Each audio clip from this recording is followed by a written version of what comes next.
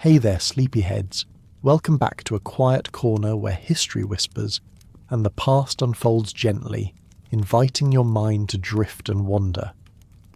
Tonight we're embarking on a journey into the heart of Victorian London, not the romanticised version often seen in gaslit novels, but the grittier raw reality of everyday survival. It was a city of contradictions, a place where progress and squalor coexisted, where the grand ambitions of an empire were built upon the harsh realities faced by its ordinary citizens. As the world outside quiets down, allow your mind to softly settle into the persistent fog of a bygone era as we uncover what it truly meant to survive in a London that would chew you up and spit you out, demanding every ounce of your resilience. You step into Victorian London and the first thing that strikes you isn't the grand architecture or the bustling markets, but the air itself. It's thick, a tangible entity, heavy with the scent of cold smoke, horse manure, and something else, a persistent acrid dampness that seems to cling to your very bones. This isn't a place of gentle welcomes. It's a city that immediately demands your submission, your understanding of its brutal, unyielding rules. From the moment you arrive, you learn that your position in this world is not a matter of choice, but of birth. You're immediately slotted into an inescapable social hierarchy, a rigid structure as immutable as the cobblestones beneath your feet. There's the elite, a distant, almost mythical minority living in grand houses. You can only glimpse from afar their lives, a stark, almost unimaginable contrast to yours. Then there's you among the vast struggling working class, or worse, the destitute, invisible yet omnipresent. You quickly understand that any dreams of social mobility are largely just that, dreams. Birthright dictates almost everything. It sets your station, your opportunities, and ultimately your fate. To climb even a rung on this ladder is an exceedingly rare and arduous feat, demanding a combination of luck, ruthless ambition, and a willingness to compromise your very soul. You look around and the sheer number of people is overwhelming. London is teeming, an endless sea of faces, all vying for space for a scrap of sustenance. This constant surplus of humanity means a constant surplus of cheap labour, which in turn means your individual worth as a worker is perpetually diminished. You're a cog, easily replaced, easily forgotten. Every basic necessity, from the mere access to water that won't make you sick to the elusive hope of a dignified existence, is profoundly dictated by your place within this unforgiving social structure. The wealthy, those who hold the reins of power and prosperity, remain largely insulated. Their grand carriages splash mud on your clothes.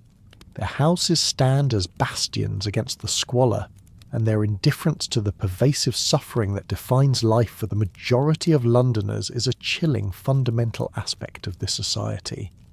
They may occasionally engage in acts of charity, but these are often fleeting gestures, more about maintaining social order than genuine empathy. This deep-seated inequality, you come to realise, isn't merely an economic disparity. It's woven into the very fabric of the societal consciousness. It shapes expectations, opportunities, and even the very language people use from the moment you draw your first sooty breath. You're reminded daily in myriad subtle and brutal ways that your survival here is a testament not to fairness, but to sheer desperate will. You quickly grasp that this rigid social hierarchy isn't just about who bows to whom. It's the very engine driving your daily struggle for survival. The city's economy, you observe, thrives on a relentless churn of heavy industry, manufacturing and extensive trade.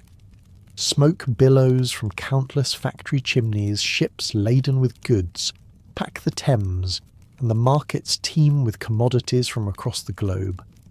Yet you quickly realise the opulent benefits of this booming economy rarely extend beyond the owning classes, the wealthy merchants and the financiers whose grand offices line the more respectable thoroughfares.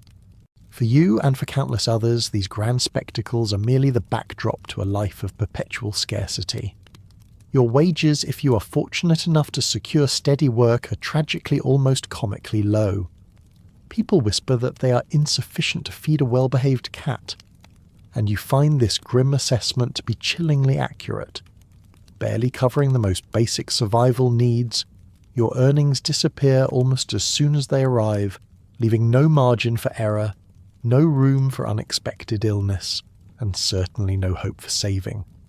Every shilling earned is a shilling already spent, a frantic scramble to keep your head above the murky waters of destitution. And then there's rent. Rent, you learn, is a relentless, non-negotiable demand, a monster that must be fed weekly. The rent collectors are a familiar sight, unsmiling figures who are famous for not taking IOUs. Their knock at the door is a sound that makes your stomach clench, a harbinger of potential doom. Fail to pay, and your family faces eviction, thrust onto the brutal, unforgiving streets where an even more desperate existence awaits. So your daily life becomes a paramount struggle for resources. You need coal to stave off the biting London chill, even if the only kind you can afford is dirty, low-quality stuff that fills your single room with more smoke than warmth.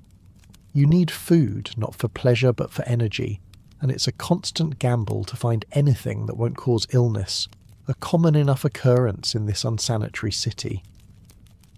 And water, the most basic necessity, is often contaminated, a murky liquid drawn from public pumps shared by hundreds, their proximity to factories and open sewers a constant deadly threat.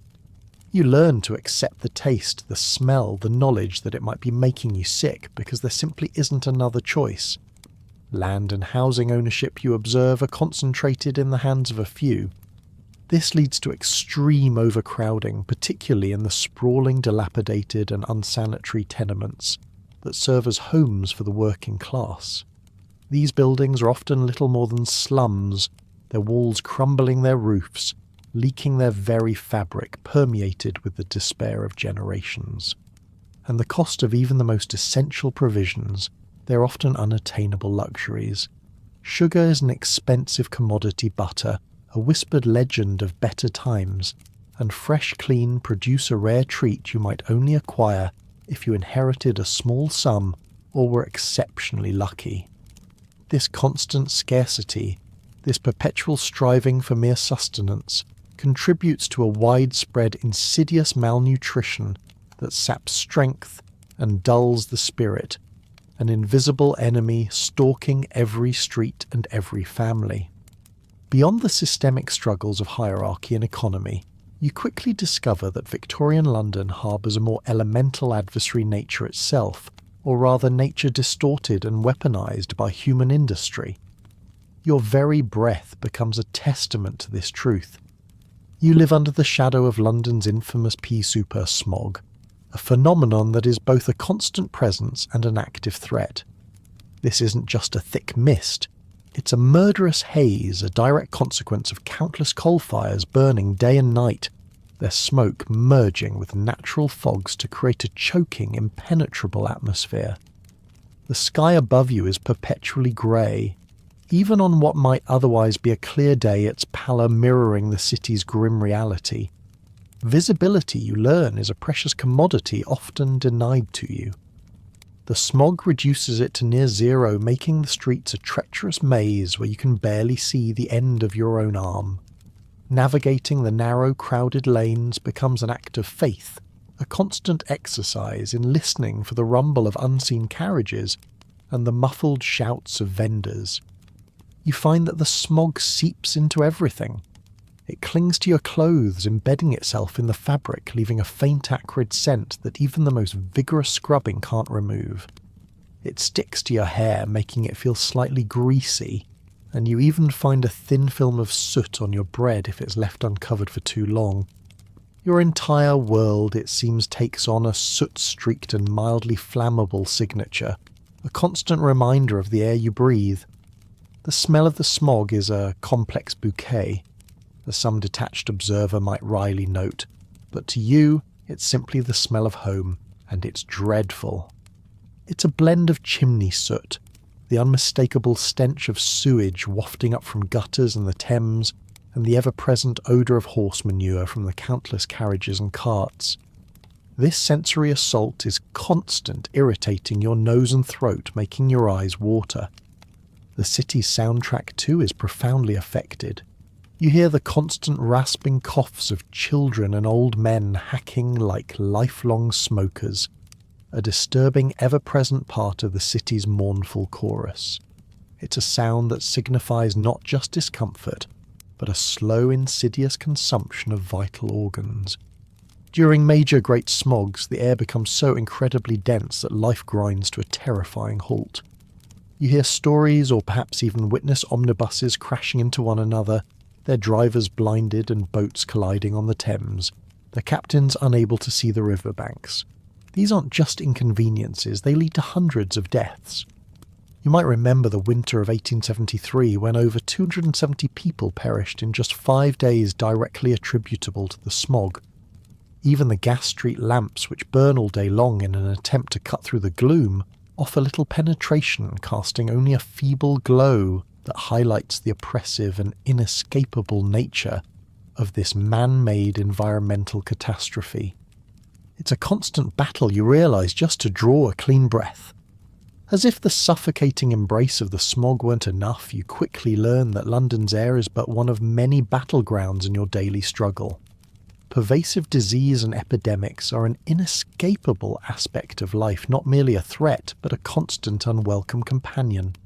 Illness, you realise with a sinking heart, is lurking in the water, the walls, the air, and in the very food you consume daily.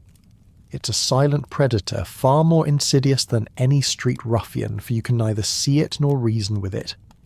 The city's greatest scourge, the one that touches almost every family, is tuberculosis, or consumption, as it's grimly known.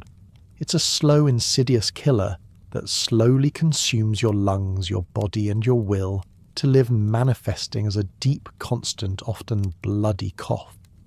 You hear it everywhere in the alleys, echoing from tenement windows, sometimes even from your own throat. It drains your strength, makes every task a monumental effort, and leaves a lingering sense of dread for, you know, its progression is often irreversible, a slow march towards an inevitable end. But consumption isn't the only reaper. Cholera, a particularly cruel and swift killer, arrives periodically, often without warning. It spreads like wildfire, primarily via contaminated drinking water, causing rapid dehydration and death within days, sometimes even hours. You hear terrifying tales of it silencing whole streets within a terrifyingly short span, entire families succumbing, their lives snuffed out before anyone can even comprehend what's happening. Then there are typhoid, scarlet fever and diphtheria, common feared diseases that disproportionately devastate the impoverished. For you and for most of your neighbours, treatment for these illnesses is a luxury akin to a holiday in the countryside, utterly out of reach. The squalid, overcrowded and poorly ventilated conditions of tenement housing create perfect breeding grounds, ensuring a constant churn of deadly microbes, making your very home a silent accomplice to disease. And the source of much of this terror, the contaminated water supply, the River Thames. The city's lifeblood horrifyingly doubles as its primary sewer. You see the refuse floating by, the industrial waste pouring from factory pipes, the carcasses of animals. And yet this is also unfathomably the main drinking water source for vast swathes of the city. Water companies claim filtration, a word that brings a cynical, weary chuckle to those who know better. You know this filtration often amounts to little more than passing water through a mesh of gravel, wishful thinking and possibly someone's old boot, doing little to remove the invisible killers lurking within. Public pumps shared by hundreds of neighbours in working-class districts, often located near polluting factories, guarantee widespread lethal contamination.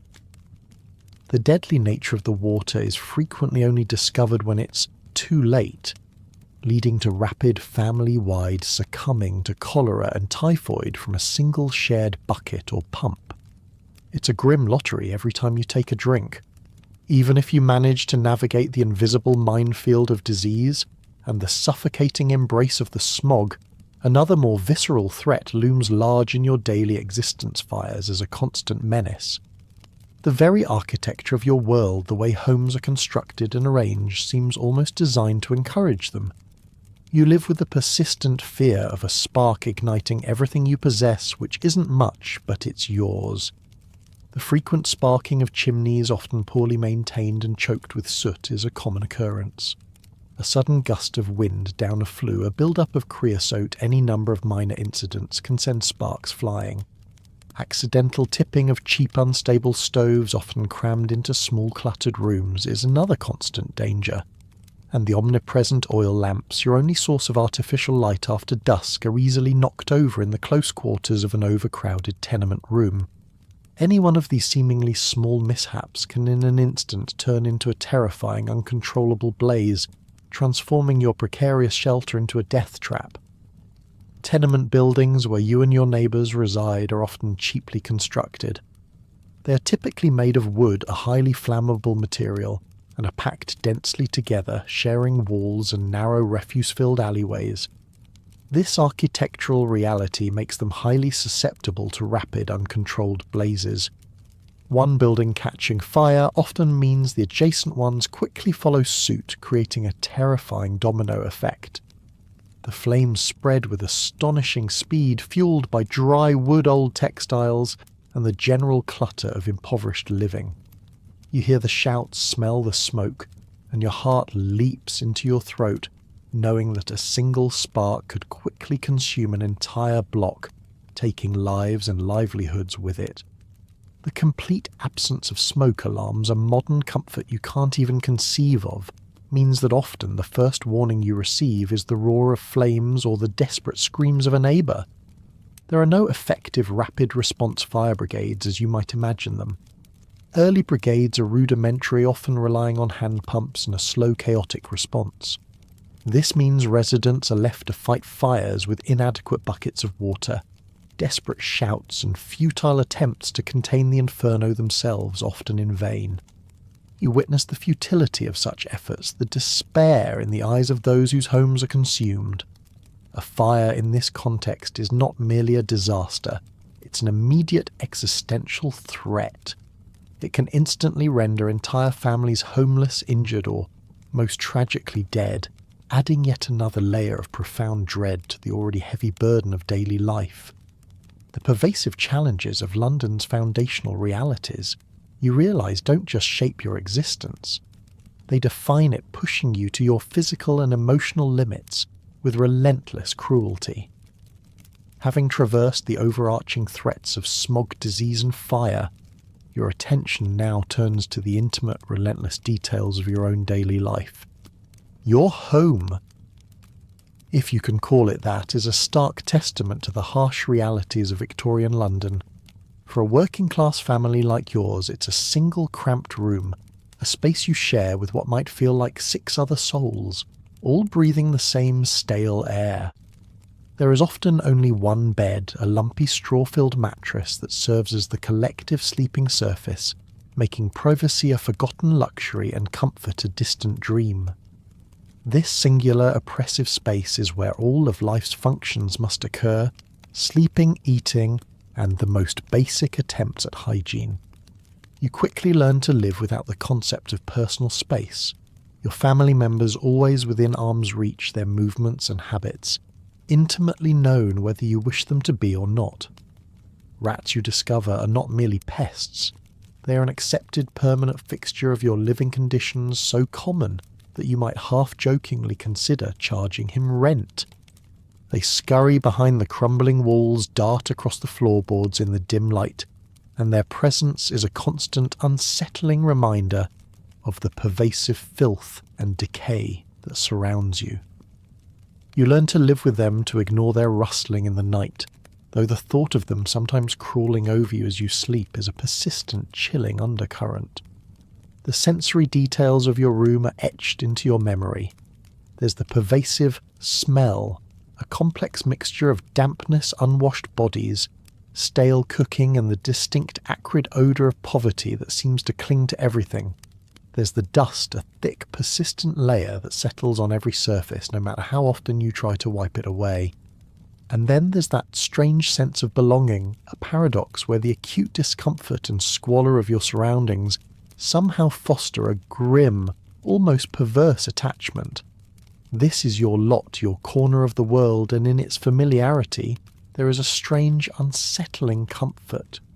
This is where your family breathes, suffers, and against all odds endures. The walls are often bare stripped of any plaster or wallpaper, revealing patches of wall where something used to be. These ghostly remnants are a testament to extreme neglect, endless dilapidation, and the countless prior inhabitants who have passed through this same space. The ceilings leak constantly. You observe even on days when the London sky is mercifully dry. Drops of something that you've decided not to investigate plop onto the floor, or your meagre belongings, adding to the pervasive dampness and the chilling cold that seems to seep into every corner of the room. Your single cramped room is a world unto itself, a microcosm of the city's broader neglect. The fireplace, if your room even possesses one, is frequently fake, a mere architectural suggestion, offering no actual warmth against the bitter chill that permeates the brickwork.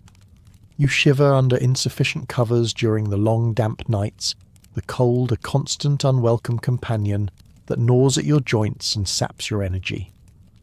The absence of plumbing, a luxury for the wealthy, means a solitary bucket in the corner serves a triple unsanitary purpose, as toilet, bath and emergency water source. This chamber pot is a constant source of discomfort and potential illness, its contents a perpetual reminder of your meagre circumstances. Your bedding, you observe with a sigh, is pitiful. You might have a thin wool blanket that hasn't been washed since the Crimean War, its fibres stiff with age and grime, offering little in the way of true insulation. Your pillow is likely stuffed with straw, possibly mixed with someone's long-forgotten sock, providing scant comfort or hygiene. Sleep is rarely a deep restorative experience. It's a necessary respite, often disturbed by the rats, the cold, or the coughs of your family members. Every morning begins with a family-wide shuffle, a ritualistic dance performed under the thin, scratchy blankets to avoid the biting cold that greets you. It's a dance of modesty and discomfort, a daily reminder of the lack of privacy and the constant struggle against the elements. The sensory experience of your room extends beyond the visual and olfactory. The floorboards, you notice, creak, like it's trying to warn you of your own mortality, with every step a familiar sound in the oppressive silence before the day's clamour truly begins. It's a sound that speaks of age, weariness, and the fragility of your existence. Windows, if your room is fortunate enough to have them, are so covered in soot and fog that they let in minimal light, primarily serving to transmit the cacophony of the street outside. You hear the cartwheels, the shouting vendors, and the persistent unsettling sound of someone aggressively coughing 3 doors down. It's a symphony of urban struggle, a constant reminder that the world beyond your 4 walls is just as harsh, just as demanding. The view from your window often opens onto alleys that serve as informal dumps strewn with butcher offcuts, rotting vegetables and other refuse. You might even glimpse a neighbour's goat tethered there, adding to the pervasive olfactory assault. This isn't a view to inspire.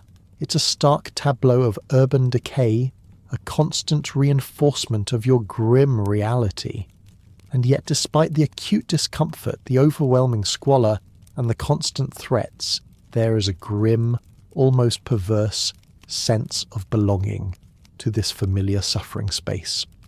It's an emotional attachment to the known miseries, a testament to the human capacity to find anchor, even in the most desolate circumstances. You are here, and this for now is home. As the dawn reluctantly breaks through, the ever-present smog signalling the start of another relentless day, your mind immediately turns to the most fundamental question of survival sustenance. You prepare for breakfast, a daily ritual in lowered expectations, a phrase that sadly perfectly encapsulates the meagre offerings you're accustomed to. Typically, this meal consists of a crust of bread that could double as a roof tile. stale hard and so unappealing that chewing it feels like a chore rather than a pleasure. It's a far cry from the fluffy loaves you occasionally glimpse in bakery windows, but it's food, and it's something. Porridge is an occasional, almost luxurious treat, but only if the oats weren't eaten by the rats in the cupboard. This stark reality highlights the constant competition for even the meagrest resources, a battle waged not just against fellow humans, but against the very creatures that infest your living space. Tea, you find, is a constant fixture not primarily for comfort or flavour, but because it is boiled. This simple act offers the only slim hope of safety from the city's contaminated water supply, making a warm, weak brew a daily necessity for both children and adults. Milk, if you ever manage to acquire it, is a risky indulgence. It's often watered down or worse preserved with formaldehyde by enterprising vendors looking to extend its shelf life and their profits. You learn to be wary, knowing that what seems like a simple, nourishing drink can pose additional health hazards.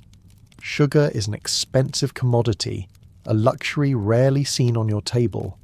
Butter is a legend, a creamy spread you only know from stories, and jam is an even rarer treat, perhaps only acquired through an unexpected inheritance or a stroke of immense luck. These small details underscore the profound scarcity of even minor luxuries, painting a vivid picture of the relentless deprivation that defines your diet. The tantalizing aroma of warm bread wafting from bakeries as you pass them on your way to work is a daily torment. It's a constant, cruel reminder of someone else's breakfast, of a world of abundance that remains utterly inaccessible to you and your kind. This sensory experience is a constant emotional drain, a reminder of what you lack. For the most desperate, including orphans and out-of-work widows, a grim option presents itself queuing at the local workhouse. Here they might receive a ladle of greyish gruel, a dish described with chilling accuracy as merely warm and edible. It's a punishment disguised as sustenance designed to deter all but the truly desperate from seeking aid, a meal devoid of joy or flavour. As hunger gnaws at you, the street offers its own set of dubious culinary temptations, each a gamble with your health. Street vendors, with their distinctive cries and rickety carts, offer fried potatoes or old meat pies. The smell, paradoxically, is oddly inviting to those gnawed by persistent hunger, a false promise of warmth and satisfaction. But you learn quickly to be wary. The meat in those pies is often unidentifiable, its origin shrouded in mystery, and the oil used for frying is ancient, having seen countless potatoes and questionable cuts before reaching yours. The odds of intestinal regret, you know, are alarmingly high. Yet when your stomach is empty and your body demands fuel, these risky choices sometimes become your only option, a desperate gamble against the pervasive hunger. Meals are rarely a time for comfort or companionship. More often than not, they are eaten quickly, standing in the cold, pervasive fog of the street, wrapped in your coat like a cloak of denial. The clang of cartwheels, the distant shouts of vendors, and the general clamour of the city provide a harsh soundtrack to your solitary, meagre meal. There is no warmth, no comfort, only the urgent need to quiet the gnawing emptiness in your stomach before returning to the relentless demands of your day. It's a constant battle against both the elements and the insidious creep of malnutrition, a testament to the fact that mere survival is a full-time occupation. Beyond the challenges of food, you confront the daily realities of hygiene and personal care, which are rudimentary and exceedingly difficult. The morning routine often involves washing under blankets to avoid the cold, a testament to the lack of heat and privacy in your cramped living space. It's a brisk, uncomfortable affair, a quick splash of cold, dubious water carefully concealed from the gaze of others sharing your room. Shared wash basins, if your tenement even offers such a communal luxury, are a source of constant contention, like a game of musical chairs with fewer prizes. The competition for a brief moment of access to slightly cleaner water is fierce, another small skirmish in the daily battle for basic decency. The omnipresent chamber pot from your room is a constant hazard, with someone always knocking over the chamber pot at the most inconvenient times, adding to the pervasive filth and smell that permeates your home. You learn out of sheer necessity to breathe through your mouth in the mornings, a grim adaptation to the overwhelming stench of the shared living space and the refuse-laden street outside. It's a small but significant detail that underscores the profound lack of sanitation and the daily assault on your senses. Personal cleanliness, you realise, is a constant uphill battle against an environment determined to soil you at every turn. True personal cleanliness, you quickly discover, is a luxury reserved for those who don't share your lot. Most poor households like yours completely lack bathtubs. Even for middle-class families, a full proper bath might only be managed once a week, a minor ritual of indulgence. For the impoverished, a tin tub in the kitchen once a month, if that, is the absolute maximum you can expect for personal cleaning. You'd fill it with what little hot water you could afford to heat, then try to quickly wash shivering in the cold air that immediately attacks your wet skin. The same bath water you witness is often recycled, a testament to the scarcity of resources and the creative, albeit unhygienic, nature of survival hygiene. It might be used for laundry rinse, then for washing dishes, and finally for soaking aching feet after a long day of toil. It's a multi-purpose liquid carrying the grime of the day through several stages of cleaning, demonstrating a profound, almost desperate ingenuity born of necessity. The eventual installation of sewers across London, sparked by the infamous Great Stink of 1858, was a slow reactive measure, you recall, driven by an unbearable public stench that forced action not by a proactive concern for public health. Until these monumental changes took hold, boiling water, when you could afford the fuel and time, or drinking weak warm, slightly fizzy beer, was the most common, safe alternative to the deadly contaminated tap water that flowed, or rather trickled, into your neighbourhood. The unrelenting smog, a constant presence, profoundly impacts your personal cleanliness. It clings to your skin, leaving a fine greasy film that never truly feels clean. It irritates your throat, causing a constant rasp, and leaves your eyelashes feeling sticky with a coating of fine soot. Every attempt to clean is quickly undone. You might wipe down your grimy window pane only to watch the cloth turn black with soot. You wash your hands and the water in the basin quickly turns grey with the pervasive urban filth. It's a Sisyphean task, this battle against the grime. Even your clothing, no matter how rigorously scrubbed on the washboard with harsh soap, perpetually retains a faint clinging smell of smoke and despair. It's a constant sensory reminder of the city condition, a signature scent of hardship that follows you everywhere. Household items too suffer. Curtains, if you're lucky enough to possess them, become stained with soot, hanging heavy and stiff like they've seen too much. They seem to absorb the very gloom of the city, reflecting the deep penetration of urban filth into every private space. A constant visual testament to the relentless challenges you face in simply trying to maintain a semblance of cleanliness. With the grim realities of your living conditions and the challenges of personal sustenance firmly established, your daily rhythm becomes dictated by the relentless demands of daily labour and responsibilities. For men, this means brutal, dangerous labour conditions that chew up bodies and spirits with merciless efficiency. If you are a man, your factory work demands 12 to 16 hours a day, 6 days a week. This punishing schedule is for wages that, as you've already learned, are too meagre to feed a well-behaved cat, trapping you in a perpetual cycle of poverty from which escape seems impossible.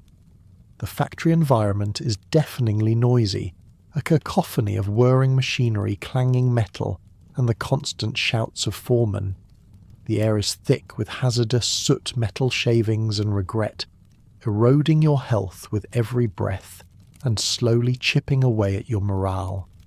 You're constantly inhaling particles that irritate your lungs, your skin is frequently cut and bruised, and your ears ring with the incessant din. Loss of limbs, you know, is a common occurrence, not a rare tragedy. There's a grim, unsentimental saying that echoes through the workshops. If you lose a finger in the machine, don't worry. There are 20 children lined up behind you. This chilling statement highlights the sheer disposability of labour, a stark reminder that your pain and injury are simply minor inconveniences in the relentless pursuit of profit. If factory work isn't your lot, perhaps you engage in other forms of manual labour. Bricklaying, with its heavy lifting and exposure to the elements, quickly breaks your back and strains your muscles. Hauling coal, a black and dirty trade, fills your lungs with dust and leaves you perpetually grimy. Or perhaps you work at the docks, loading and unloading ships, a physically demanding job that exposes you to constant danger from heavy cargo and treacherous tides. These alternative forms of manual labour lead to physical collapse by age 30 if you even survive that long. Your teeth might begin to fall out by 40, a consequence of poor diet, harsh conditions, and general decay. The body, you realise, is simply a tool to be used and discarded. For women, the toil is equally endless and exploitative. If you are an unmarried woman, you frequently become a domestic servant facing relentless labour that begins before dawn and ends long after dusk.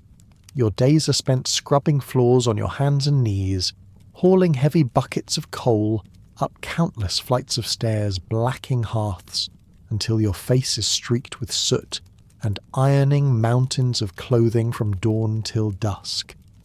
You feel your hands begin to dissolve from the constant exposure to harsh lye soap and hot water, your skin raw and cracked.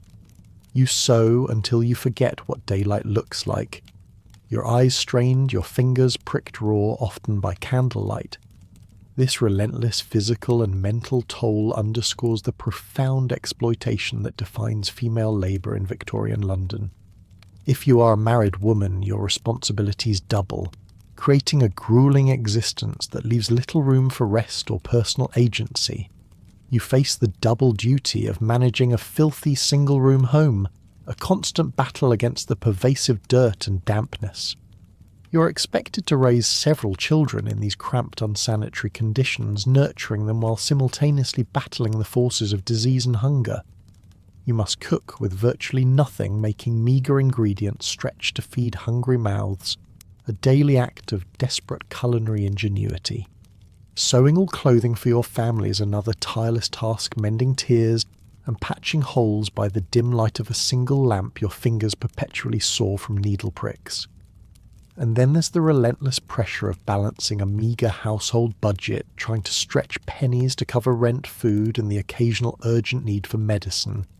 It's an endless cycle of toil both inside and outside the home. For seamstresses, often young women working from their own cramped rooms or in small ill-lit workshops, the exploitation is particularly stark. You endure 14 hours a day or more hunched over delicate fabrics, your eyes straining in poorly lit conditions. Your eyesight begins to blur, your head aches, and your fingers are constantly at risk of being pricked. The fear of job loss is ever present, especially if your bleeding fingers accidentally stain the fabric, a common enough occurrence that can cost you your meagre livelihood. It's a job that literally consumes your vision and dexterity slowly but surely. And then there are the match factory workers, often young women and girls exposed to the horrific dangers of white phosphorus. You witness the insidious effects of this toxic substance, which causes jawbone necrosis, a condition so grotesque that the bone can literally glow in the dark as it decays and eventually fall off entirely. It's a horrific and common occupational hazard, a visible agonizing price paid for a few pence, a chilling testament to the disregard for human life in the pursuit of cheap goods. This constant exposure to danger, coupled with relentless hours and pitiful wages, creates a brutal existence where your body itself becomes a disposable asset. Childhood, you quickly realise, is a brutally cut short phase in Victorian London. Children are not protected, but rather employable commodities in hazardous roles. By the tender age of 5 or 6, children are considered employable, a stark reality where work ruthlessly replaces play. You see them everywhere, small figures already burdened by the weight of labour, their innocence stolen by the demands of survival. Victorian industry views children as cheap, obedient and disposable, a tragic truth that prioritises profit over their well-being. Their small size and pliability make them ideal for certain dangerous tasks, turning their vulnerability into an economic advantage for unscrupulous employers. The grim reality of childhood labour becomes strikingly apparent as you observe the various dangerous occupations children are forced into. Young chimney sweeps, some as young as toddlers, are perhaps one of the most poignant examples of this exploitation. You watch them, small figures covered in soot, as they crawl through narrow, often dangerously hot and soot-filled flues, risking suffocation or getting stuck in the cramped spaces. The fear in their eyes is palpable, and if they hesitate, you know they're often prodded with sticks to poke you by their cruel masters, forced deeper into the suffocating darkness. Many suffer from respiratory illnesses, burns and deformities from their unnatural postures, their small bodies damaged for life. Then there are the match girls, those tiny figures working in the match factories, dipping sticks into the same white phosphorus that causes the horrific bone death you've heard whispered about. You see the early signs in some a subtle shift in their jawline, knowing that they are trading their health, their very faces, for a few pence that will help their families survive another week. It's a slow, agonising sacrifice, a visible scar of the era's industrial cruelty. Mudlarks are another common sight along the banks of the Thames. You watch them at low tide, small figures scavenging the toxic sludge of the Thames for anything remotely sellable. A scrap of metal, a lost coin, an old bottle.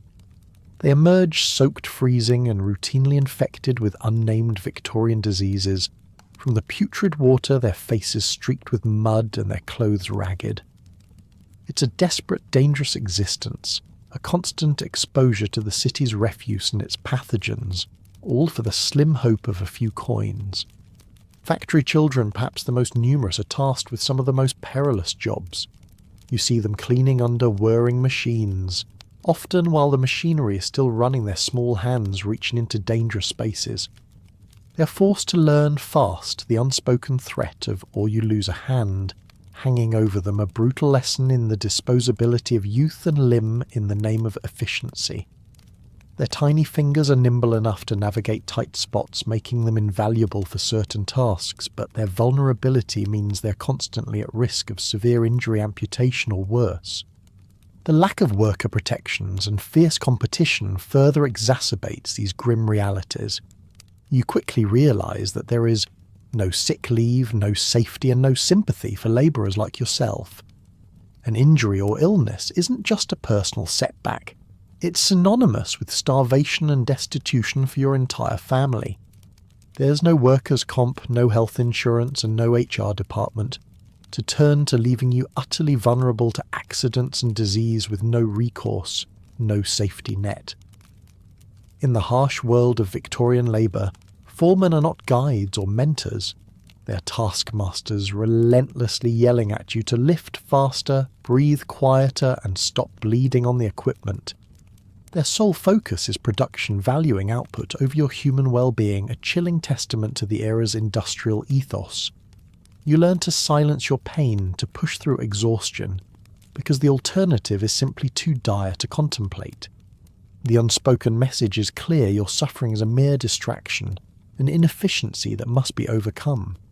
And if you falter, if you cannot meet the relentless demands, there's an immediate, inescapable pressure. Competition for any meagre work you find is fierce, and compassion is scarce.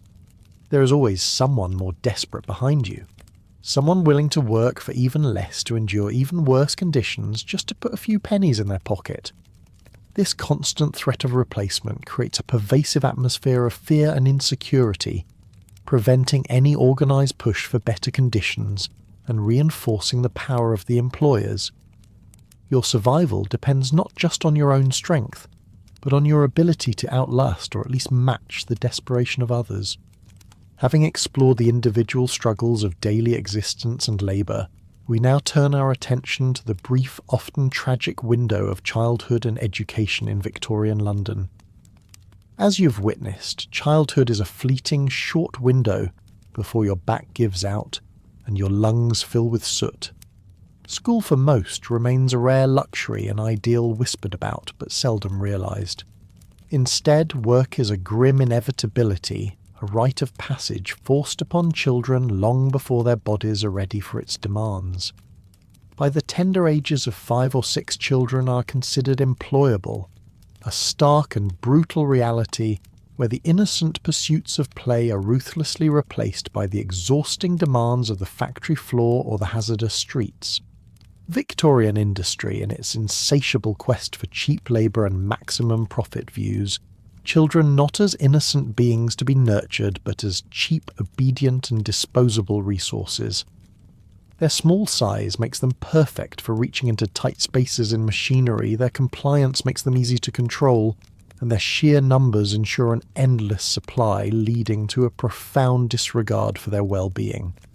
This economic calculus shapes the very nature of childhood, for the vast majority turning what should be a time of growth and discovery into a period of early, harsh and often dangerous labour.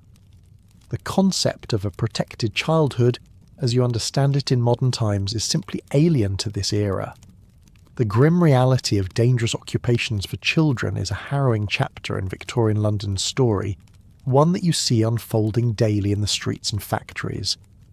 We've touched upon the plight of chimney sweeps, those small, frail figures who endured cramped, suffocating flues.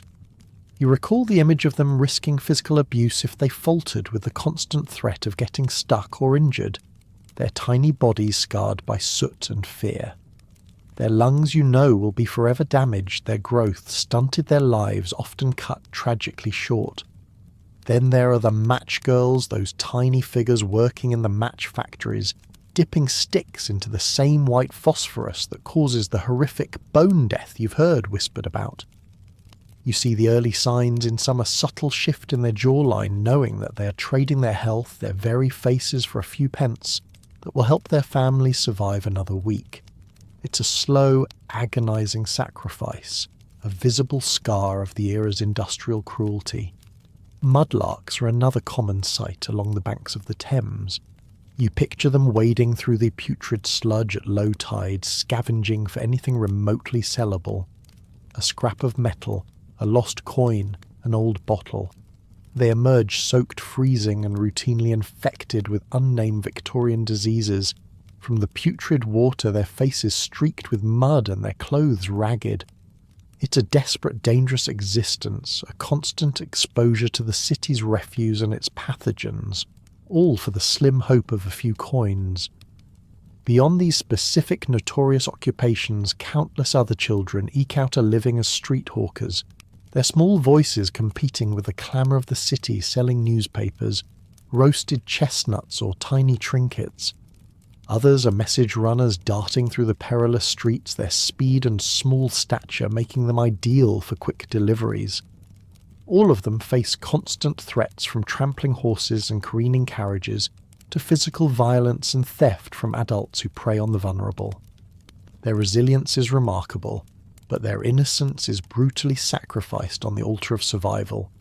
Factory children, perhaps the most numerous cohort, work in highly dangerous conditions, often tasked with cleaning operating machinery. You've heard the stories, seen the evidence, tiny hands reaching into moving parts, risking severe injury or amputation, with no safety measures in place. Their small stature, a supposed advantage for navigating tight spaces, becomes their greatest vulnerability, placing them in direct harm's way for meagre wages that barely make a dent in their family's poverty. It's a cruel paradox their youth used against them. For those without parents or guardians, the situation is even more dire. Orphanage, neglect and disappearance are common fates for countless children. Orphans, you learn, have no true safety net. Many are funneled into brutal workhouses, institutions designed to break spirits rather than nurture them, where they are subjected to harsh labour and meagre rations. Others are simply forced onto the streets, left to fend for themselves from an impossibly young age, learning the bitter lessons of survival through sheer desperate experience. Still others are sold into service, their fate sealed by unscrupulous individuals, often with little oversight or protection, disappearing into a life of servitude and exploitation. Many of these children, you realise with a pang of sorrow, simply vanish absorbed into the fog of London's vast indifferent sprawl. They become anonymous casualties, their brief lives unrecorded, reduced to a footnote in someone else's story, rather than individuals with names, dreams, or futures. Their disappearance is a common unspoken tragedy, a grim statistic swallowed by the city's ceaseless churn. You see faces on the street, momentary glimpses of young lives, and wonder which ones will simply fade into the murky annals of the forgotten. Despite this unrelenting brutality, you witness moments of profound resilience amidst overwhelming hardship among the children. It's a defiant spirit born of sheer necessity. You see them finding moments to play with scraps, inventing games from broken bits of pottery or discarded fabric. You hear them singing songs in alleys, their voices, though often thin and hoarse, carrying a spark of life and hope. And sometimes you hear their laughter sharp and clear between shifts at the factory and debilitating coughs from the omnipresent smog. These small acts of joy, snatched from the jaws of despair, are a testament to an almost instinctive will to live even when their world offers little joy or comfort. This tenacious spirit is, you understand, born not of innocence but of sheer necessity. These children, much like the adults, are expected to carry the weight of empire on their tiny soot-covered shoulders. They are not afforded the luxury of a prolonged childhood. They are thrust into adulthood's responsibilities far too early, learning to endure, adapt, and find strength in the most dire circumstances.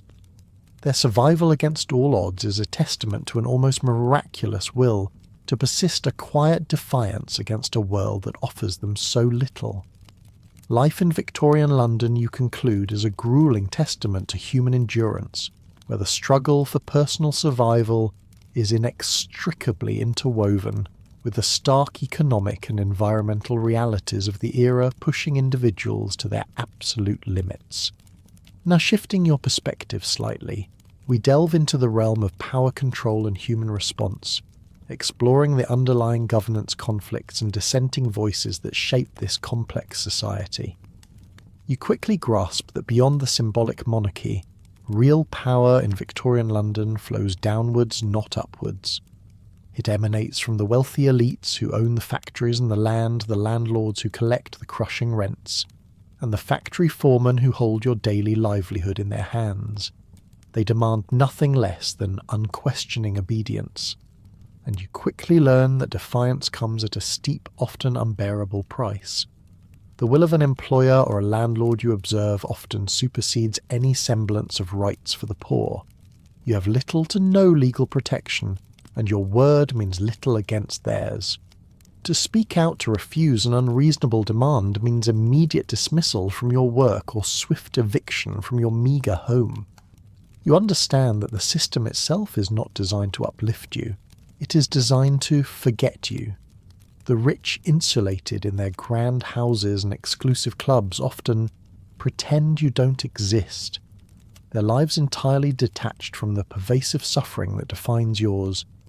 This calculated indifference leaves the working class isolated and utterly without recourse in their daily struggles, amplifying the sense of powerlessness. You're merely a statistic, a faceless part of the labour force easily ignored until your discontent threatens the established order. The complete absence of social safety nets, no universal healthcare, no days off, further ensures that individuals like you are utterly vulnerable to the whims and abuses of those in power. An injury, an illness, a lost job, any of these setbacks can quickly send you spiralling into destitution with no institutional support to break your fall. This vulnerability is not accidental. The pervasive poverty you experience is a calculated outcome of an economic system designed to extract maximum labour for minimal reward thereby reinforcing control and maintaining the hierarchical status quo. Your struggle, you realise, is not just personal, it is systemic. Even the coppers, or police who are ostensibly there to maintain order, frequently ignore most of what's happening around them in your poor areas. You see them walk by their gazes, often averted from the petty crimes, the domestic disputes, the everyday injustices that plague your neighbourhood. This selective enforcement of the law further reinforces the lack of protection for the vulnerable, creating a sense of being abandoned by the very institutions meant to safeguard society. You're left to navigate a world where your rights are negotiable and your protection is minimal, relying instead on your wits and the informal bonds of community. This brings us to the legal and enforcement mechanisms of Victorian London, which for the poor are often anything but just. The police force you observe is underpaid, undermanned, and often 2 steps behind the rampant crime and chaos that characterise much of the city. While they present an image of authority, their effectiveness in your district is often questionable. Officers are frequently described as trying to look important while ignoring most of what's happening, especially in the grittier, poorer districts where their presence is more about managing visible disorder than truly protecting the populace. Bribery, you quickly learn, is a common and accepted practice. If you know the system, if you have a few coins to spare, you can often bribe the right officer to turn a blind eye or look the other way. This further erodes any semblance of justice for the poor, who cannot afford such illicit negotiations, making the law a tool for those with means rather than an impartial arbiter. Response to violent crime in your neighbourhood is notoriously slow and often indifferent. If someone gets stabbed, you grimly note, they'll eventually wander over, assuming the shift hasn't ended. The casual indifference to violent crime in your district, you realise, underscores a profound lack of value placed on the lives of the working poor. The justice system itself offers little in the way of individual rights, for those like you, making the impoverished susceptible to arbitrary arrests and harsh, often public punishments. You can be detained, tried and sentenced with a speed and severity that seems disproportionate to your minor infractions, serving as a stark warning to others.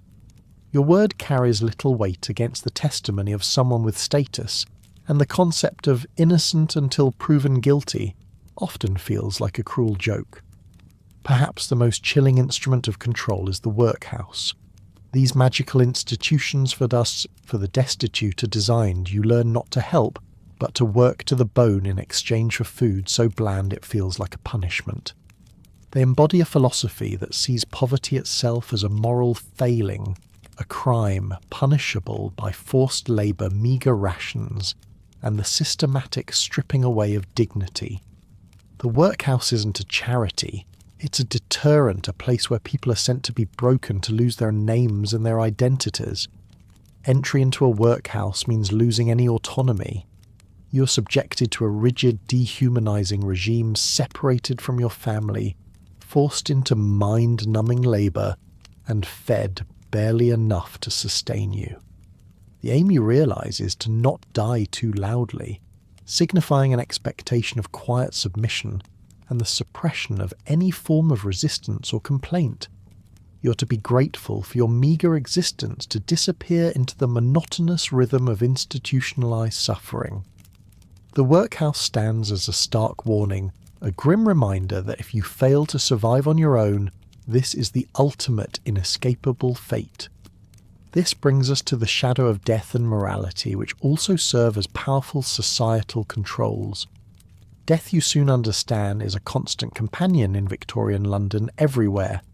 It's not an exception, but a deeply ingrained expected part of life, making mortality a far more intimate and immediate reality than in more privileged times. You walk past funeral processions daily, see the crepe on doors, hear the tolling bells. Life is cheap and death is always near. Common, seemingly minor ailments that would be easily treatable today, a splinter, a toothache, a simple cold, could swiftly escalate to a death sentence due to the complete lack of accessible medical care. This creates a profound, ever-present fear of illness.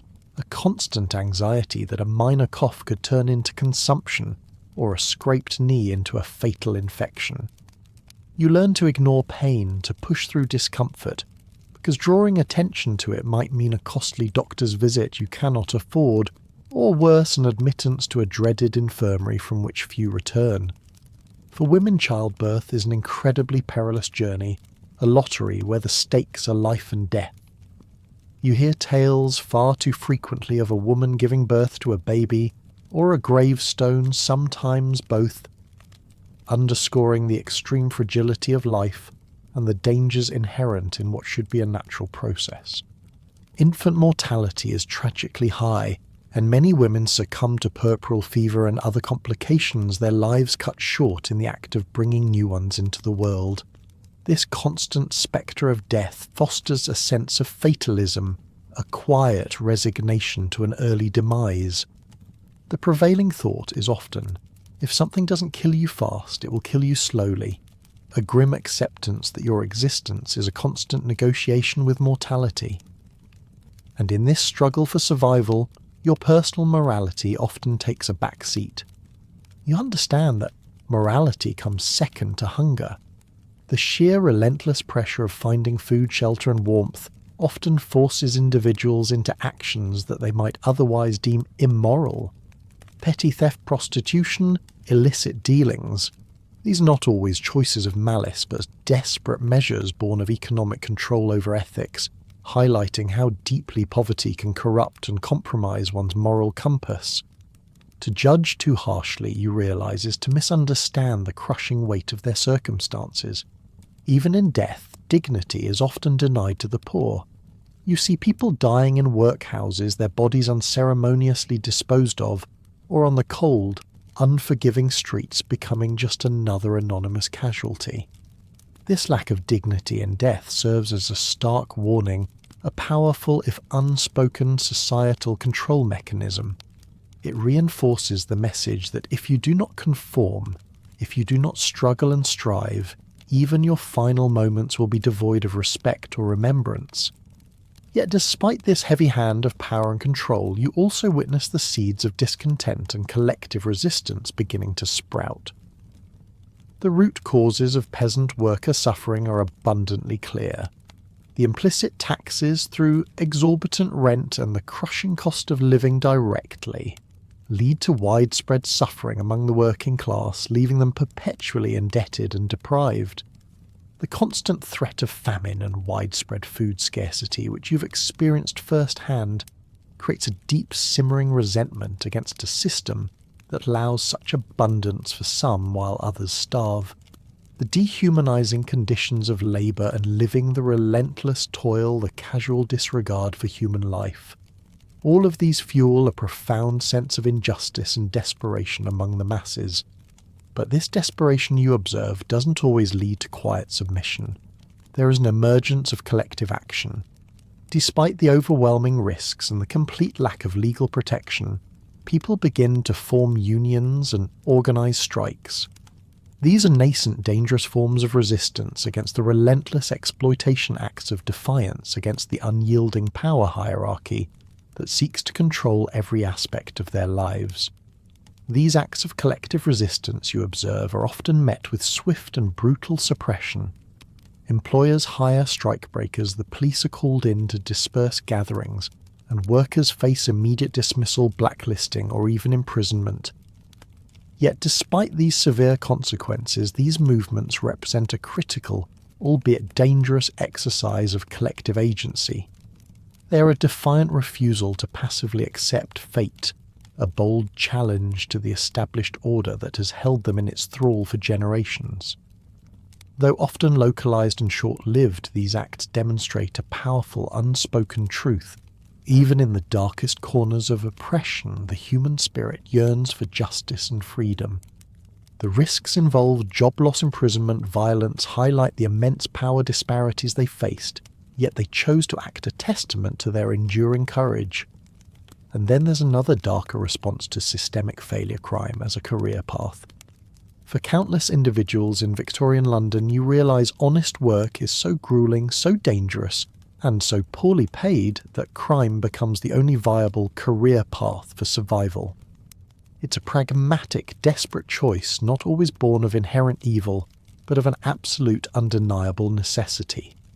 The grim reality that morality comes second to hunger means that taking risks through illicit means is a logical, even rational choice when faced with starvation and the slow, agonizing death of destitution.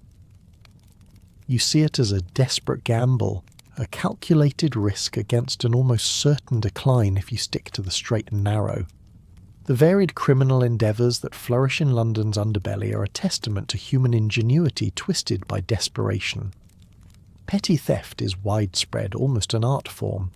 You observe pickpockets, or dippers, who skillfully blend into the teeming market crowds, their nimble fingers expertly snatching watches, coin purses, or anything of value. Often you note children are employed for their small hands and ability to slip through crowds, unnoticed their innocence, a tragic cover for their illicit activities. Women too find roles in this criminal ecosystem, often as fences. They are adept at discreetly reselling stolen goods in back alleys and hidden courtyards, their illicit wares concealed under layers of shawls and misdirection. They are vital cogs in the criminal machine, turning stolen items into much-needed cash, their shrewdness a survival skill. Then there are the coster swindlers, who ply their trade from rickety carts. They sell fraudulent goods like bruised fruit, watered-down milk, or diluted spirits, relying on quick disappearances to avoid the wrath of their cheated customers. Their fast talk and quicker getaways make them a common sight in the poorer districts, their victims often too desperate or too intimidated to pursue justice. Their fleeting presence is a constant reminder of the thin line between legitimate commerce and outright deception. More daring crimes, you learn, also offer a perilous route to survival, though with far greater risks. Forgery, the delicate art of replicating official documents or banknotes, requires a steady hand and a keen eye, promising larger rewards for those skilled enough to evade detection. Sleight-of-hand scams like the infamous three-card Monte lure unsuspecting victims with the promise of easy money, only to leave them penniless and bewildered. Burglary targeting warehouses, shops, or even churches is another dangerous but potentially lucrative avenue, always conducted under the constant threat of a constable with a billy club and the severe penalties that follow capture.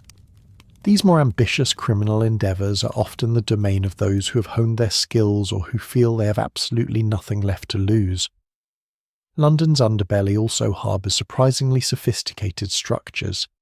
You discover that crime syndicates were shockingly organised, operating with established territories, complex code words and structured recruitment pipelines. This isn't just random acts of desperation. It's a counter-society, a parallel system of governance and economy that thrives in the shadows, mirroring in its own twisted way the rigid hierarchies of the legitimate world. These organisations offer a perverse sense of belonging and protection, albeit at a steep cost for those willing to join their ranks. Among the more gruesome practices are those of the resurrection men or body snatchers. These individuals engage in the chilling practice of exhuming fresh graves to sell corpses to medical schools for anatomical study. It's an illicit trade, deeply morbid and morally reprehensible, yet it's often more lucrative than legitimate work, a testament to the desperate lengths people would go to in order to survive. The demand for cadavers by the burgeoning medical community fueled this macabre industry, turning graves into sites of both grief and potential profit. The severe consequences for being caught are a constant, terrifying deterrent. Punishments range from the physical agony of flogging and branding, leaving permanent scars, to the isolation and hardship of imprisonment. Perhaps most feared is transportation to a penal colony in Australia, a sentence that means permanent exile, ripped away from family and everything familiar, a slow death sentence in a distant, harsh land.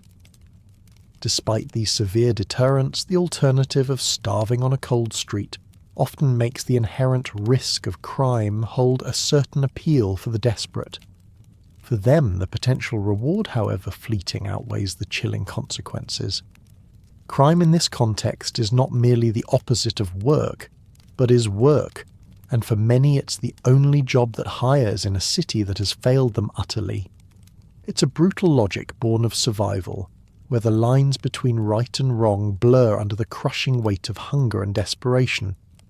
In Victorian London, you realise the heavy hand of power and the desperation of its citizens created a volatile landscape where survival often meant navigating a treacherous web of regulations, punishments, and the stark choice between destitution and illicit action.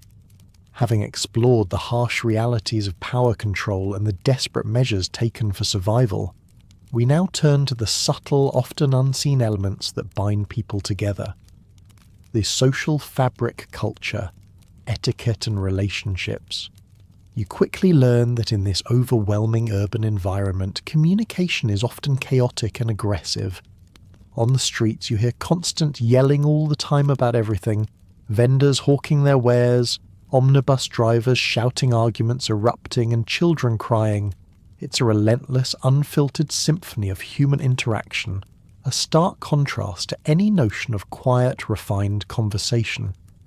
Formal politeness and intricate etiquette you observe are often luxuries the working class can ill afford. Such niceties are replaced by blunt, direct, and sometimes confrontational interactions, born of necessity and the constant pressure of daily life. There's little time for pleasantries when every moment is a struggle for survival. The incessant background din of clanging wheels, the shouting vendors, and nearby arguments provides the rough, unfiltered soundtrack to all social exchanges. You learn to filter out the noise, to focus on the immediate, and to communicate efficiently, even if it means being brusque. Yet despite the harshness, you also witness subtle, informal, often non-verbal acknowledgements of shared suffering. A brief nod of understanding between neighbours, a weary glance that conveys a lifetime of hardship, a shared sigh over a meagre meal. These unspoken forms of communication form a subtle yet vital bond and solidarity among the poor. They are small gestures of recognition, a silent understanding that you're not alone in your struggle. The peril of tone, or tightrope walk of humour, you realise is less about formal rules of conduct and more about avoiding escalating an already tense situation. Here survival often depends on quick intuitive assessments of others' moods, knowing when to speak, and more importantly when to remain silent. This leads you to understand that the silent endurance of perpetual suffering becomes a fundamental, unwritten cultural discipline, an expected norm for survival in London's harsh conditions. It's a stoicism born not of choice, but of necessity. The daily act of pulling your coat tighter and trudging through rivers of filth and choking fog without complaint or expectation of help is a profound, almost unconscious performance of stoicism. You simply put one foot in front of the other, day after day, year after year, because there is no other option. This grim determination and quiet resilience are deeply ingrained in the working class identity. It's rarely applauded or celebrated, but it is universally understood as essential for continuity, for simply waking up and facing another day. Maintaining a semblance of decorum or simply continuing with one's duties amidst overwhelming squalor is a constant, exhausting, and often unnoticed act of self-discipline. It's a way of holding on to a shred of dignity in a world that seeks to strip it away. The acceptance of the normal state of smog, pervasive filth, and constant disease, rather than a perpetual state of outrage, reflects a collective pragmatic adaptation that becomes a cultural trait. You learn to live with these conditions not because you like them, but because constant indignation would simply be too exhausting, too draining. It's a form of mental resilience, a way of normalizing the unbearable so that life can continue. This stoic endurance you recognize as a fundamental pillar of the Victorian working class identity, a quiet testament to their strength in the face of relentless adversity. Amidst these bleak realities, spiritual frameworks and superstition offer a different kind of solace. Hope you observe serves as a crucial, almost spiritual balm possessing a magical healing property in the face of rampant disease and the complete absence of effective medical care.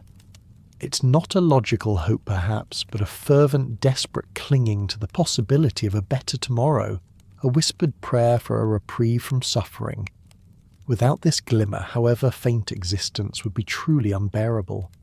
The widespread reliance on weak, warm, slightly fizzy beer as a safe Victorian beverage for children and adults alike offers a form of practical salvation from the contaminated water, elevating it to a near ritualistic necessity.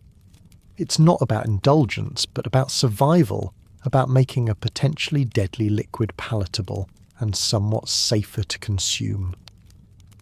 This daily act, often repeated by entire families, takes on a ritualistic quality, a collective measure against an invisible threat. When sickness strikes, a terrifyingly common occurrence, the usual recourse is a blend of resignation, quiet hope, and rudimentary self-care. You might sip herbal tea if you can afford the herbs, light a candle for comfort or prayer, and lie very still, hoping the illness passes, knowing that genuine medical intervention is out of reach. It's a passive, hopeful waiting game, a testament to the power of belief in the absence of scientific remedies. The fatalistic acceptance of an early death from disease or accident is often couched in a belief system that views such outcomes as inevitable rather than preventable. This fosters a grim patience, a quiet understanding that your life in many ways is not entirely your own to control. Despite the prevailing hardships, human connection persists. Love marriage and family life continue, though profoundly shaped by circumstance. For women, marriage is rarely a romantic ideal as depicted in the penny dreadfuls. Instead, it's often a pragmatic alliance, a necessity for economic survival, and more often than not a form of double duty. It adds immense responsibilities without alleviating existing burdens demanding even more resilience and sacrifice. If you are a married woman, your role is a relentless marathon of domesticity and childcare in the most trying conditions. You are tasked with managing a single, often filthy room, a constant battle against the pervasive dirt, dampness and grime. You're expected to raise several children in these cramped, unsanitary spaces, nurturing them through illnesses and hunger with meagre resources. Cooking with nothing, making a meal out of scraps, becomes a daily act of desperate culinary artistry. Sewing all clothing for your family, mending and patching is another ceaseless chore, your fingers forever pricked and sore. And always there is the immense pressure of balancing a meagre household budget, trying to stretch pennies to cover rent, food, and the occasional urgent need for a doctor or medicine. Love in the romantic sense often takes a back seat to the pressing demands of survival, with relationships shaped more by shared struggle and mutual necessity than by sentiment. For women, personal agency is profoundly constrained. Unmarried women in domestic service face grueling hours and a constant vulnerability to abuse. You are implicitly expected to be grateful for your position, even if the master gets handsy, your silence purchased by the promise of a roof over your head and a few meals. Societal expectations demand that women be quiet, clean, obedient, and always busy, serving as the moral centre of the home, even if that home lacks basic dignity or comfort. There are no rights, no maternity leave, no safety net for women, meaning your survival and well-being rely entirely on your own strength, ingenuity, and the informal support of other women in your community. You learn to rely on yourself and on your sisters in hardship, for there is little else. Despite the relentless poverty and pervasive suffering, people paradoxically still love, still marry, still raise children, still hope, demonstrating an enduring, almost miraculous human spirit. These intimate acts of family life include comforting children, between shifts, between coughs, trying to soothe their fears and ailments with gentle words and a warm hand. You sing lullabies over screaming children in cramped, noisy spaces, your voice a small island of calm amidst the chaos. This perseverance of family connections, this stubborn clinging to the bonds of kinship, is a vital, though often understated, source of resilience in a world that offers little external support or comfort. It's in these moments of shared humanity that you find the strength to face another day, and indeed the weight of community and mutual aid provides an essential informal safety net. When the official system fails you, when the rich pretend you don't exist, the community becomes your only true safety net, fostering a powerful sense of collective identity and responsibility. Kindness, oddly enough, survives here too, though often found in subtle, almost hidden acts. It's a precious rarity, a flicker of warmth in the pervasive cold. You witness these acts of quiet kindness, daily small miracles of human connection that defy the brutal logic of survival. Perhaps it's a shared loaf of bread passed quietly between neighbours when one family runs out before payday, a silent gesture of solidarity and understanding, or a woman giving her last halfpenny to a barefoot child with bloodied feet, sacrificing her own immediate need for the sake of another's suffering. A warm hand in the cold becomes a powerful symbol embodying the profound, understated value of human connection and mutual support in a world that offers so little. These are the threads that hold the social fabric together, preventing utter despair from consuming everything. Beyond the individual act, certain community spaces and brief comforts offer essential respite. Pubs, you discover, are loud, smelly, overcrowded, and absolutely essential gathering places. They provide a vital, if temporary, escape from the crushing realities of your single room and the grim streets. Here you can sing to joke, to drink away their bruises and their sorrow, finding a fleeting camaraderie in shared suffering and shared libations. The warmth, the noise, the presence of others, it all provides a temporary balm for weary souls. Street performers, with their often simple acts, also offer a patchwork comfort. You might see a penny dreadful seller loudly proclaiming the latest sensational tale, or a blind fiddler playing mournful tunes. These brief diversions are reminders that not everything in the city is out to hurt you, offering moments of wonder, distraction, or simple entertainment. Shared laughter over watery ale, however fleeting, provides an essential respite, a momentary lifting of the heavy burden of daily realities. These are the small, unexpected moments of joy that make the unbearable just barely bearable. This communal kindness, you realize, is not sentimental. It is intensely practical and born of shared suffering. It enables people to cling to hope like it was the last piece of bread in the pantry, a desperate, vital act of self-preservation.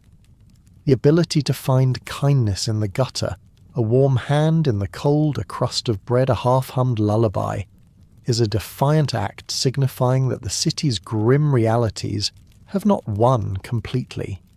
It's a stubborn refusal to be entirely consumed by despair. Despite centuries of unpaid labour and backs bent by toil, people still find time to comfort their children and sweep the doorstep because someone has to, embodying a profound, quiet dignity that persists against all odds. In the face of relentless hardship, Victorian Londoners forged a grim, resilient social fabric marked by unspoken rules of endurance, acts of hidden kindness, and a powerful, enduring human spirit that fought to survive, even thrive, amidst overwhelming despair. Your journey through this London has shown you a world both brutal and beautiful in its human resilience. Your final glimpses of Victorian London reinforce this duality, a city defined by its harshness, yet illuminated by the unwavering spirit of its inhabitants. You might see a child momentarily forgetting the call of the factory chasing a discarded hoop down a cobblestone alley, their laughter a fragile bell amidst the clamour, or a woman, her hands red and raw from washing, pausing to offer a weary but genuine smile to a neighbour, a silent acknowledgement of shared burdens and quiet strength. The fog still rolls in thick and chokingly familiar, blurring the edges of the grand buildings and the squalid tenements alike, making everything feel both real and distant. The relentless demands of survival haven't ceased, The economic structures still press down, and the threat of disease still lingers in the very air you breathe. Yet the small acts of human connection, the persistent threads of community, and the unyielding will to simply remain. You realise that survival in this era wasn't about conquering the city, but about enduring it, about finding slivers of light and warmth within its unyielding grip. It was a life lived on the knife edge of existence, where every day was a battle, and every small comfort a hard-won victory. The echoes of their struggles, their quiet dignities, and their tenacious hopes resonate a testament to the profound resilience of the human spirit. As the gaslights of Victorian London begin to dim in your mind and the cacophony of cartwheels, shouting vendors, and persistent coughs slowly fades, allow yourself to gently drift back. The biting cold, the ever-present smog clinging to your eyelashes, the pervasive dampness that seeped into every bone. Let those sensations soften and dissolve, replaced by the warmth and comfort of your own time. Feel the softness beneath you, the clean air filling your lungs, and the quiet assurance of safety that was so rare for those we just visited.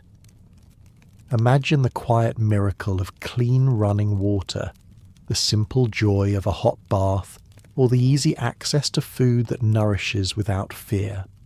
These are the small, profound comforts that were mere dreams, or even unimaginable for the Londoners who bravely navigated those hard, unforgiving streets. Let the whispers of their struggles become a distant echo, a lesson in resilience and the enduring power of the human spirit. Close your eyes, let the heavy fog lift from your thoughts, and allow a deep, peaceful calm to settle over you. The long night is over, the city quiets, and all that remains is the gentle hum of the present